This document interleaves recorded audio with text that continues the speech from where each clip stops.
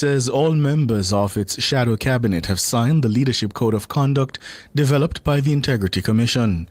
Opposition leader Mark Golding says the document was signed by the party's spokespersons on Monday.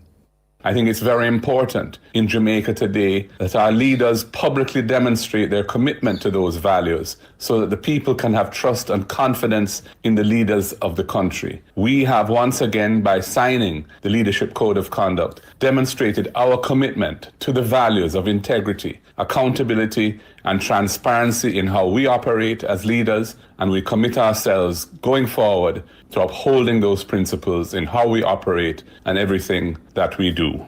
Mark Golding, the opposition leader. The Code of Conduct reflects the highest standards of ethical conduct expected of public officials.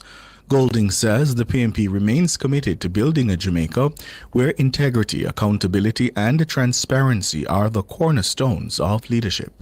President of the Jamaica Teachers Association, Mark Malava, is warning incoming educators that low salaries will be an issue they'll have to contend with. Mr. Malava was addressing new teachers in St. Mary at the Casa Maria Hotel on Tuesday.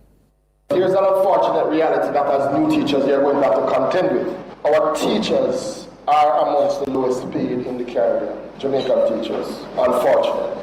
But here is another reality. Our politicians are the highest paid in the Caribbean. That's an unfortunate reality. And we're not bad-minding nobody. We're not bad-minding nobody. But we want justice for teachers. And that is what we are contending. The government has offered teachers a 2% wage increase in year one of a 3-year wage agreement. This is an improvement on a previous offer which offered no increase in the first year of the wage deal. The House Speaker, Juliet Holness, has been appointed to serve on the Commonwealth Parliamentary Association's International Executive Committee. Mrs. Holness will serve as a representative of the Caribbean, Americas, and Atlantic region. The appointment took effect on October 12. It follows the Commonwealth Parliamentary Conference held in Barbados, where Mrs. Holness led a delegation. Deputy Leader of Government Business Robert Morgan told the House of Representatives that the appointment puts Jamaica in an esteemed position. We believe that this marks a proud moment for Jamaica as it positions our Parliament at the center of the CPA's global leadership for the next 3 years. Madam Speaker, I think this is a testament to your commitment to parliamentary excellence and Jamaica's respected voice in the advancement of democracy and good governance across the Commonwealth. Robert Morgan.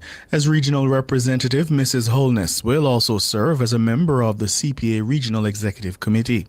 The CPA network extends to over 17,000 parliamentarians across 9 regions.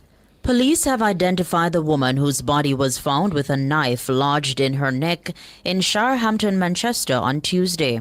The deceased has been identified as 52-year-old Lorraine Davey. Police say the woman's estranged partner who turned up at the murder scene has been held for questioning.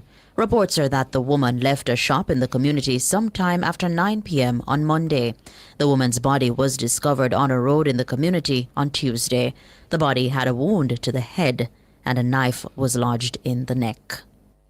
World in a Minute is brought to you by ABC Electrical Sales. We make things as easy as ABC. Hose assembly and supply, equipping Jamaica for success. And Charles O'Connor Consulting Network, COCN, driven by international accounting standards, modern technology, and integrity.